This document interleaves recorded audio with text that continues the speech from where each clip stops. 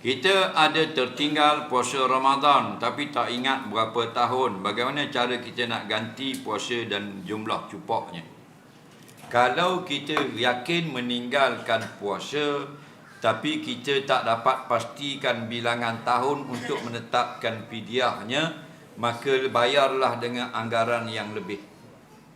Contohnya, kalau kita rasa 30 cupak banyak sangat, kalau 20 cupak rasanya lebih dari 20. Kalau 25 rasanya dah cukup, maka boleh dengan 25. Jika kurang juga, fa'amruhu ilallah, maka serah kepada Allah. Wa kana Allahu ghafurur rahima. Allah Maha Pengampun, Maha Kasih Sayang kerana kita tersalah bayar fidyah. Ada pun yang lebih, maka jadi sedekah. Patutnya fidyah kita hanyalah 22 cupak. Kita sudah bayar fidyah sebanyak 25 cupak. 3 cupak yang lebih sedekah. Tidak ada yang sia-sia. Okey?